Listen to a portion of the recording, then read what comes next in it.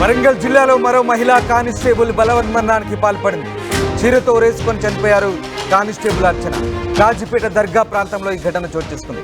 అర్చనకు 2022లో వివాహం జరిగింది. కొద్ది రోజులకే విడాకులు తీసుకుంది. కొద్ది రోజులుగా డ్యూటీకి సెలవు పెట్టి పోటీ పరీక్షలకు రెడీ అవుతున్నారు కానిస్టేబుల్ అర్చన.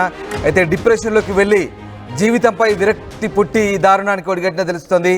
అటు మరోవైపు 5 రోజుల కిందట పెళ్లి కావట్లేదని నీలిబండ తండాలో కానిస్టేబుల్ నీలిమ బలవన్మరణానికి పాల్పడింది.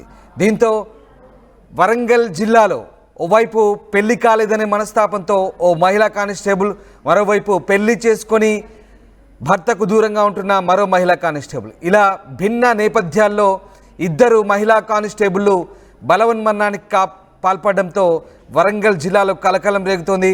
ఒక్కసారిగా ఇద్దరు మహిళా కానిస్టేబుల్ వారం రోజుల వ్యవధిలో ఇలా ప్రాణాలు తీసుకోవడంతో ఒక్కసారిగా చర్చనీయాంశంగా మారుతోంది.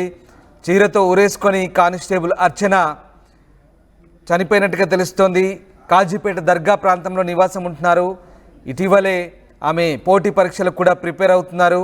ఆమె భర్తతో దూరంగా ఉంటున్నారు. విడాకులు తీసుకొని ఒంటరితనంతో డిప్రెషన్లోకి వెళ్ళినట్టుగా తెలుస్తుంది. ఈ నేపథ్యంలో ఆమె బలవన్మరణానికి పాల్పడ్డట్టుగా తెలుస్తోంది.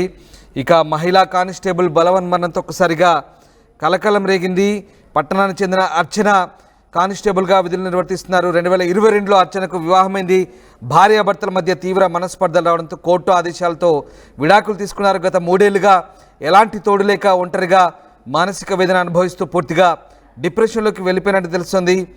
ఈ క్రమంలోనే శుక్రవారం రాత్రి ఇంట్లో ఎవరు లేని సమయంలో చీరతో ఉరేసుకొని బలవన్మరణానికి పాల్పడింది.